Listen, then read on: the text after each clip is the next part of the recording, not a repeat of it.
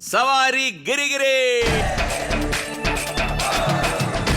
സവാരി ഗിരിഗിരിയിൽ ആദ്യത്തെ ചോദ്യം ശ്രദ്ധിക്കൂ, ഒരു പാട്ടാണ്. കവിളിനയിൽ കുങ്കുമമോ പരിഭവവർണ്ണ പരാഗങ്ങളോ കരിമിഴിയിൽ കവിതയുമായി വാ വാ എന്റെ ഗാഥേ നിന്റെ ചൊടിയിൽ വിരിയും മലരിനളികൾ മധുനുകരും.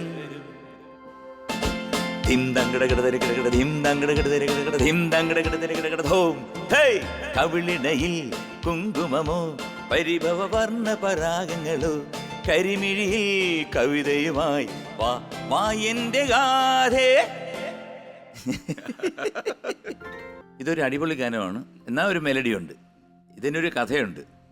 അതായത് ഇതിൻ്റെ സംഗീത സംവിധായകൻ വന്നിട്ട് ഇതുപോലെ പ്രിയൻ്റെ അടുത്ത് പറഞ്ഞു, ഇതുപോലെ എനിക്കൊരു ഐഡിയ ഉണ്ട്, ഇങ്ങനെ പറയാൻ തോന്നുന്നു. അപ്പം പ്രിയൻ പറഞ്ഞു, അതല്ല, എനിക്കൊരു ഐഡിയ ഉണ്ട്, ഞാൻ പറയാൻ തോന്നുന്നു. അപ്പം നിങ്ങൾ പാട്ട് ചെയ്യാൻ പറഞ്ഞു. പുള്ളി ട്യൂണൊക്കെ ഇട്ടു, അദ്ദേഹം ട്യൂണിട്ടു. അപ്പോൾ പ്രിയൻ പറഞ്ഞു, അതല്ല, നമ്മുടെ നസീർ സാറും ഷീലാമ്മയൊക്കെ അഭിനയിച്ചൊരു പാട്ടുണ്ടല്ലോ, അതായത് നിൻപദങ്ങളിൽ നൃത്തമാടിടും എൻ്റെ സ്വപ്നജാലം ഇവളൊരു നനനാടി അതിനലണ്ടുകൾ നീരാടി നാരരാടി പറയുമ്പോഴത്തേ ഛി ഈ മനുഷ്യൻ നാണമില്ലേ എന്നൊക്കെ പറയുന്ന ഒരു ഡയലോഗ് ഉണ്ടല്ലോ. എനിക്ക് അങ്ങനെ ഒരു ഡയലോഗ് ഈ പടത്തിൽ വരണം. അപ്പോൾ ഇന്ന് ഞാൻ പാടിയതിൻ്റെ ഇടയിൽ ആ ഡയലോഗ് ഉണ്ട്, അത് ഫീമെയിൽ സുജാതയാണ് പറഞ്ഞിരിക്കുന്നത്. അതുകൊണ്ടാണ് ഞാൻ അവിടെ വിട്ടത്. അപ്പം അങ്ങനെയാണ് ഈ പാട്ട് ഉണ്ടായത്. കാരണം അതിൻ്റെ ഇൻസ്പിറേഷനാണ് ആ പാട്ടിൻ്റെ നിൻപദങ്ങളിൽ. അതിൻ്റെ ഒരു ഇൻസ്പിറേഷനാണ് ആ പാട്ട്, അതുപോലെയല്ല കേട്ടോ. ഈ ഗാനത്തിൻ്റെ സംഗീത സംവിധായകൻ ആരാണ്?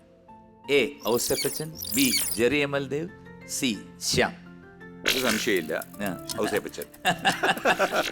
എ ഔസേപ്പച്ചനെ ഞാൻ എടുത്തിട്ട് പൂട്ടി, അവിടെ ഇരിക്കട്ടെ. ഞാൻ നേരത്തെ പറഞ്ഞല്ലോ സംഗീത സംവിധായകനാണെന്നേ പറഞ്ഞുള്ളൂ. അതെ, ഉത്തരത്തിൽ അദ്ദേഹം ഉള്ളതുകൊണ്ടാണ് ഞാൻ പേര് പറയാത്തത്. എനിക്ക് ചേട്ടനെ ഒരുപാട് വർഷത്തെ പരിചയമാണ്, ഔസേപ്പച്ചൻ ചേട്ടനെ.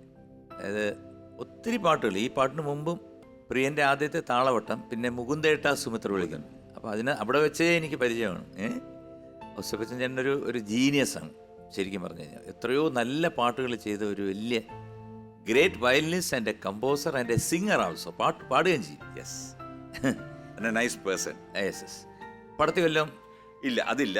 പക്ഷേ ഈ പറഞ്ഞ ആ ഒരു നല്ല ബന്ധം വെക്കുന്ന ഒരു വ്യക്തിയാണ് ഇപ്പോഴും. എന്തായാലും സിനിമയിൽ നിന്നുള്ള അനുഭവമുണ്ട്. അപ്പോൾ ആ അനുഭവങ്ങളിൽ എന്തെങ്കിലും ഒരു രസകരമായിട്ടുള്ള അനുഭവം ഉണ്ടോ? ഞാൻ എപ്പോഴും പറയുന്ന ഒരു ഭാഷ എന്ന് വെച്ചാൽ വഴിതെറ്റി നടനായ മനുഷ്യനാണ് ഞാൻ. കാരണം എൻ്റെ ഓൺ സിനിമകളിലൊന്നും തന്നെ ഞാൻ അഭിനയിച്ചിട്ടില്ല. അതിനുശേഷം എന്നെ ഇങ്ങനെ ഓരോ സിനിമകളിൽ 2 ദിവസം 3 ദിവസം സീരിയലിൽ വിളിച്ചു തുടങ്ങി. അപ്പോൾ അങ്ങനെ ഒരു നടനായിട്ട് മാറി. ഒരു ദിവസം എനിക്ക് കോൾ വരുന്നു, സജീവ് പരവൂർ എന്നാണ് പുള്ളിയെ വിളിക്കുന്നത്, ഡയറക്ടറാണ്. ചേട്ടാ 2 ദിവസത്തെ വർക്കുണ്ട്, ഒരു മോഹൻലാൽ സുരേഷ് ഗോപിയൊക്കെ ഉള്ള വലിയ സിനിമയാണ്. അപ്പം ഞാൻ വിചാരിച്ചു യൂഷ്വൽ അതിനകത്ത് ഏതെങ്കിലും ഡോക്ടറിൻ്റെ വേഷമായിരിക്കും, അല്ലെങ്കിൽ ഈ പറഞ്ഞ പോലെ എബ്രോഡിൽ നിന്ന് വരുന്ന ഒരു അച്ഛൻ, അതിനൊക്കെയാണ് സാറിന് എന്നെ വിളിക്കുന്നത്. ഞാൻ ചെല്ലുന്നു. ഞാൻ വിചാരിച്ച പോലെ തന്നെ ഫസ്റ്റ് ഡേ ഷൂട്ട് ചെയ്തപ്പോൾ ഞാൻ വലിയൊരു BMW കാറിൽ വന്നിറങ്ങുന്നു.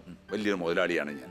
അത് നേരെ ഈ പറയുന്ന അവിടുത്തെ മുഖ്യമന്ത്രിയോട് ഞാൻ പറയും, എന്താ എന്നെ വേണ്ടപ്പെട്ട ഒരാളാണ് ഈ കമ്മീഷണർ, ആ കമ്മീഷണറെ വേണ്ട രീതിയിൽ നിങ്ങൾ കൈകാര്യം ചെയ്തേക്കണം, ട്രാൻസ്ഫർ കൊടുത്തേക്കണം എന്ന് പറഞ്ഞ് ഞാൻ മുഖ്യമന്ത്രിയെ കെട്ടിപ്പിടിക്കുന്നു. അത്രയും വലിയൊരു മനുഷ്യനാണ് ഞാൻ ഹാപ്പിയായി. കാരണം ഫസ്റ്റ് ഡേ കിട്ടിയ സീൻ വളരെ നല്ല സീൻ. ഞാൻ 2ാമത്തെ ദിവസം ഇതുമാതിരി ഒരു സീൻ കാണും. 2ാമത്തെ ദിവസം അഭിനയിക്കാൻ ചെല്ലുമ്പോൾ സുരേഷ് ഗോപിയുണ്ട്, ഹരിശ്രീ അശോകനുണ്ട്, ബിജു മേനനുണ്ട്. ഇവരെല്ലാവരും കൂടി ഇരുന്ന് സീൻ വായിച്ചുകൊണ്ടിരിക്കുന്നു. എല്ലാവരും സീൻ വായിച്ചിട്ട് എന്നെ നോക്കി ചിരിക്കുകയാണ്. ഞാൻ വിചാരിച്ചു എന്നെ നോക്കി ചിരിക്കേണ്ട കാര്യം എന്താ? അപ്പോൾ ഞാനും സുരേഷ് പിന്നിൻ്റെ അടുത്ത് പോയിരുന്നത് സീൻ വായിച്ചില്ലേന്ന് ഞാൻ പറയില്ല.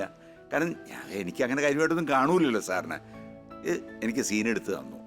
അപ്പോഴാണ് എനിക്ക് ആ സിനിമയിൽ ഞാൻ എന്ത് ക്യാരക്ടറാണ് ചെയ്യാൻ പോകണമെന്നുള്ളത് മനസ്സിലായത്.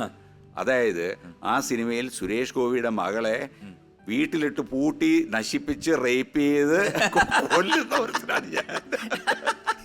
എനിക്ക് ഒരു പ്രതീക്ഷയില്ലായിരുന്നു ഈ സിനിമ വില്ലനാണെന്നുള്ളത്. 2 ദിവസവും ഈ പറയുന്ന അതിനുശേഷം സുരേഷ് ഗോപി എല്ലാം വന്ന് കത്തി വെച്ച് എന്നെ കൊല്ലുന്ന ഒരു സംഭവമാണ് എടുക്കുന്നത്. അപ്പോൾ ആ സിനിമ കഴിഞ്ഞപ്പോൾ സത്യം പറഞ്ഞു കഴിഞ്ഞാൽ എന്നെ കുറേ പേര് വെറുത്തുപോയി. ഞാൻ ജീവിതത്തിൽ അങ്ങനത്തെ ഒരു വ്യക്തിയാണെന്ന് പലരും വിചാരിച്ചു പോയി. കാരണം ഞാനൊരു വാശിയായിട്ടെടുത്ത് അത് ഒരു നന്നായിട്ട് അഭിനയിച്ചു എന്നാണ് എൻ്റെ വിശ്വാസം. ഇന്നും ആൾക്കാർ എന്നെ റിമെമ്പർ ചെയ്യുന്ന ഈ ജനകൻ്റെ വേഷമാണ്. വില്ലൻ. വില്ലൻ. അപ്പം എ ഔസേപ്പച്ചൻ. ഔസേപ്പച്ചൻ ഉത്തരം ശരിയാണ്. കൺഗ്രാജുലേഷൻസ്. Very much.